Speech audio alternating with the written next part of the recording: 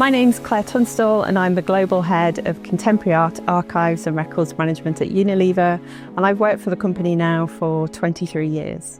So it's a real privilege to look after Unilever's archives.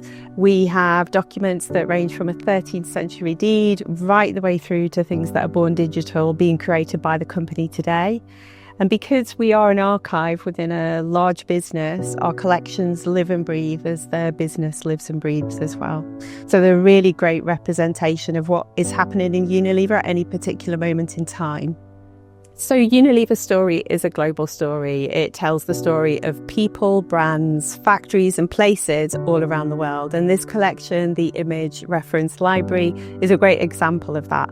And also a great example of the kind of information that we then give to TownsWeb to be digitised as well. This is in a variety of formats. As you can see here, we've got a photograph, we've got a slide. And these are really useful information because they speak to many different stories and many different layers. So for example, in this one, there is a shop, we can see the placement of our brands, but also you've got that moment in time captured, how people were dressed, how a shop or supermarket was laid out.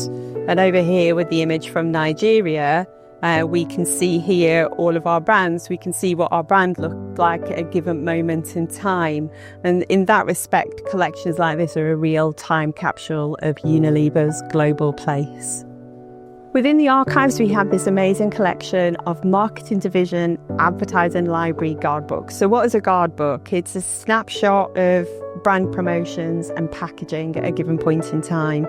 And these are really exciting for our brand teams because they can see how a brand has changed and developed, what their key messages are in the adverts and things like that. But they're also super interesting for people outside of the business as well.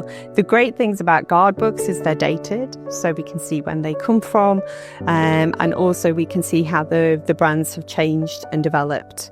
You know, what talent they have had in the campaigns, what the key propositions are in the campaigns.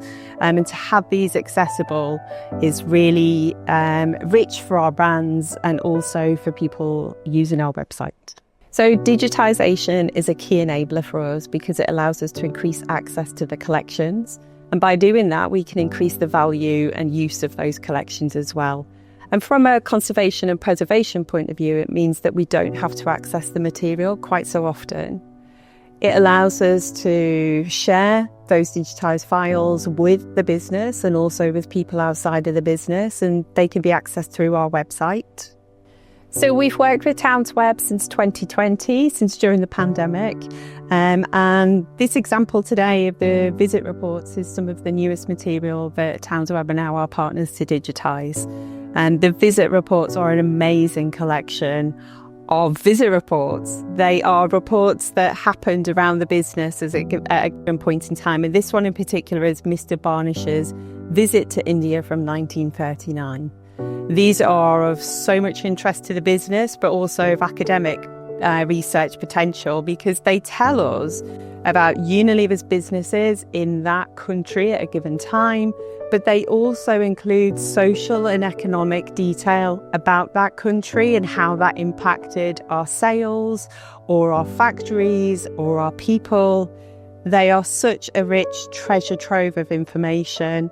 To have these accessible with optical character recognition allows us to search a lot faster and gather those insights that the business and our inquirers want. So how do we decide what to digitise? And will we digitise everything? Well, we hold over 15 kilometres of records, so that's practically impossible. But also we decide what is going to be digitised based on the value, based on its usage, based on whether it needs it because we want to increase access to it, and also from a conservation point of view we want to make sure that material is accessible for future generations. In order to digitise anything though, there is a process that we go through internally and back of house which will involve identifying that material, the conservation of that material, and that's all the steps that we take before it then goes to a partner like TownsWeb.